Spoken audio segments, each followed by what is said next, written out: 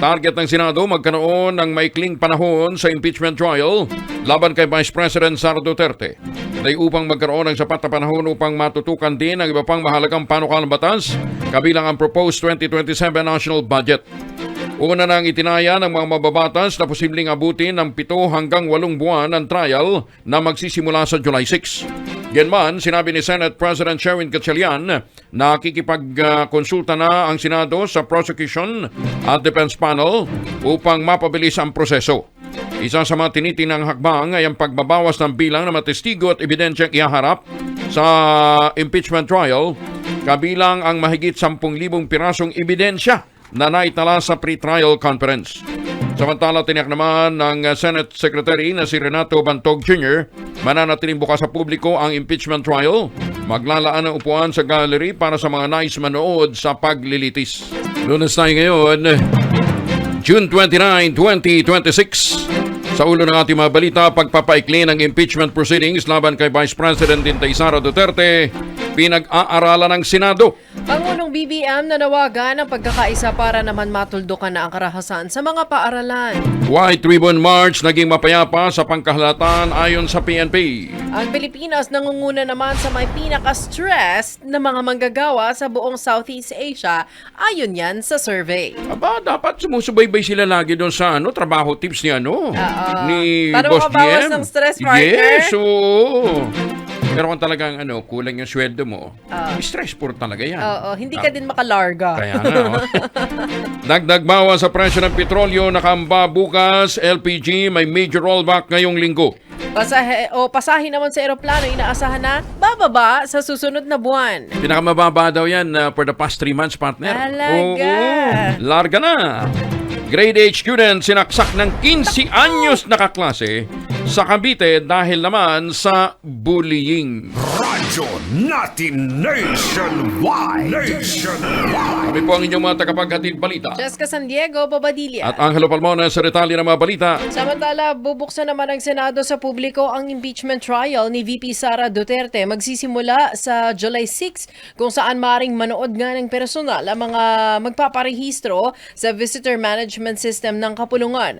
Ayon sa kay Senate President o Senate Secretary at Clerk of the Impeachment Court, Renato Bantog Jr., tatanggapin ang mga walk-in na mga bisita, ngunit kailangan daw magpa-register, habang maaari din na magpa-reserve ng pwesto sa pamamagitan ng online system.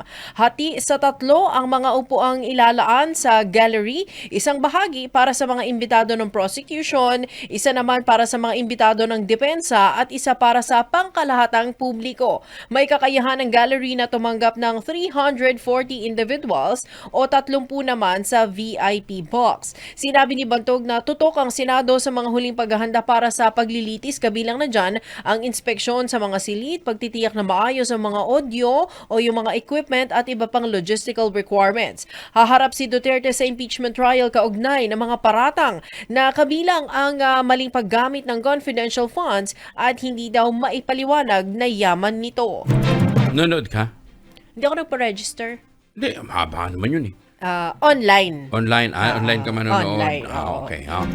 Posibleng buksan ng impeachment court ang selyadong kahon na naglalaman ng income tax records sa Vice President Sara Duterte.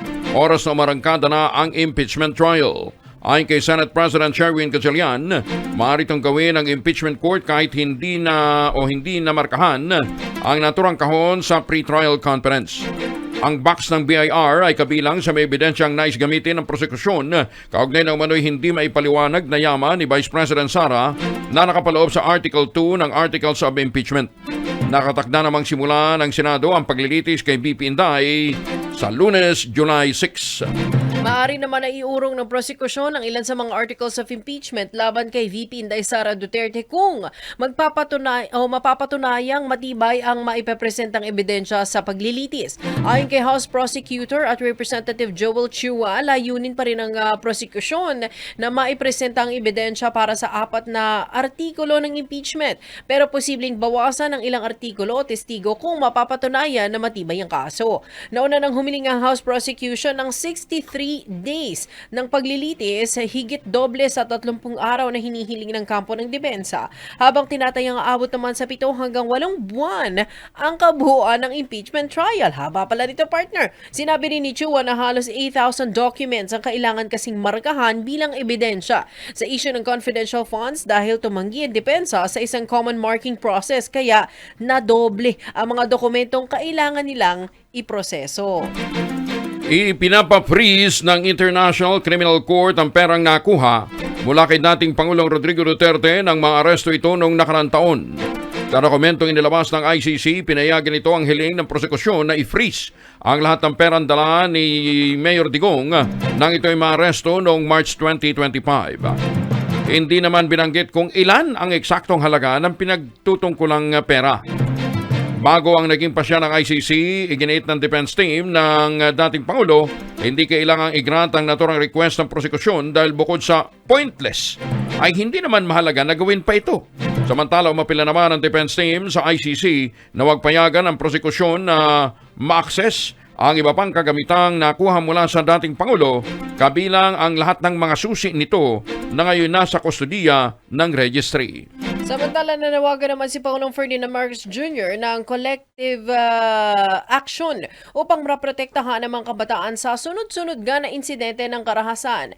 Ayon sa Pangulo, inatasan niya ang mga ahensya ng edukasyon, kapulisan, kalusugan at ganun din ang LGU o lokal na pamahalaan na palakasin pa ang mga hakbangin para sa kaligtasan ng mga mag-aaral. Gate nito, dapat tiyakin ng mga paaralan na mahigpit na nasusunod ang mga panuntunan sa kaligtasan sa loob man ng silid-aralan o sa labas, kahit may field trip, training camp o iba pang gawaing pang-eskwela. Umapila din ng Pangulo sa mga magulang na maging aktibong bahagi ng buhay ng kanilang mga anak, magbigay ng oras, atensyon at pangunawa. Hinimok din ito mga estudyante na nakararanas ng depression na huwag mag-atubili na humingi ng tulong. Ngunit hindi sapat ang pagkilos ng pamahalaan lamang. Dapat manatiling aktibong bahagi ng buhay ng kanilang mga anak ang mga magulang. Dapat ipagpatuloy ng mga guro ang kanilang tungkulin, hindi lamang bilang tagapagturo, kundi bilang mga gabay at tagapayo. Dapat ring tiyakin ng mga paaralan na mahigpit na nasusunod ang mga panuntunan sa kaligtasan. Sa loob man ng silid-aralan, sa mga field trip, training camp, o iba pang mga gawain pang-eskwela. At bilang isang lipunan, kailangan maibalik ang pagpapahalaga sa buhay ng tao, pagtuturo ng tamang asal, pag-uugali at pag-iisip, higit pa sa anumang leksyon sa Parang malungkot ang Pangulo dun sa kanya naging pahayag. Kasi naman yung music bed niya, partner, parang nasa heaven na ako. Hindi, para solemn ang dating. Ayun. At saka para talagang Heartfelt. may kurot sa puso ng mga magulang. Ayan, ha?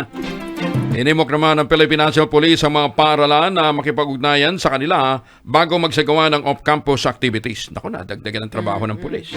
Ginawa ng PNP ang apela kasunod ng school shooting sa Tacloban at pagkasawi ng 2 Ateneo student athletes matapos na malunod habang nasa team building activity sa Aurora. Ayon kay PNP Chief General Jose Melencio Nartates Jr., ito'y para matiyak ang wastong security assessment, emergency response planning, traffic management at koordinasyon at sa rescue at medical services. Kaugnay nito, pinag-utos din ni Nartates sa lahat ng regional offices at local police station ang regular na koordinasyon ng DepEd at maging sa Commission on Higher Education. Kaya doon sa mga pupunta sa Star City, kinakailangan kumuha kayo ng police clearance. Grabe naman, partner. Hindi kailangan coordination eh. Grabe naman. Dito naman meron namang security dyan at saka Ayun. meron namang medical team na nakastambay. Oo. Ang May tagal na nga clinic. daw pumasok ngayon sa mga paaralan, partner, kasi grabe yung inspection. So, humahaba yung pila hanggang kalsada, partner. Ang inspeksyon, OA naman. Ang tanong doon, yung mga bata ba sa kalsada, safe ba yun? Baka mamaya isa sila pa yun. naman maka-encounter Pero doon partner, ng ano, di ba? Nung nag-aaral kami, ganun din naman. May inspeksyon din naman eh. Oo, Nang- tsaka, ng mabag. Ganun ba? Meron yung mga CAT noon at saka yung Boy Scouts sila 80, nag-check. partner. Pero Oo. yung sa kay Kuya Guard sa entrance. Kasi kung mag-isa si Kuya Guard, kawawa naman si Kuya Guard. Tsaka si Kuya Guard, equip lang ng stick. Malalaman, gagano'n. Akala ko ba, batuta, partner, Dapat metal detector. Oo. Dapat metal Or detector. mga scanner, Okay, partner. sabi ko nga kay Accord. ibalik yung CAT, trabaho dati ng mga ano yan eh, ng mga Yung mga student marshal, leaders. di ba? Oo. Oo. Di ba? Kami nga, may junior police pa natin eh. Oo. Oo, Pero alam mo, partner, chine-check lang kasi naman before, di ba? Kahit may mga marshal, student marshal, naka-uniform ka ba? Tama ba yung Hindi, uniform amin, mo? kinicheck ang mga bag. Ay, ganun. Oo, ikaso, dalawa bag ko partner. Meron akong paninda at saka meron akong mga libro. Paninda. Oo! Kaya may... Pasado naman. Hindi, pasado naman partner. Pasok sa Hindi, sa kasi inspection. naman, may tip naman ako doon sa nag-check. Wow! Okay. Tsaka wala namang kontrabando doon sa dala mong Wala, mga paninda, pagkain yung partner eh. Oo. Ano yung paninda mo? Mga paninda ko, mga prutas, mga kakanin. Ganun. Oo.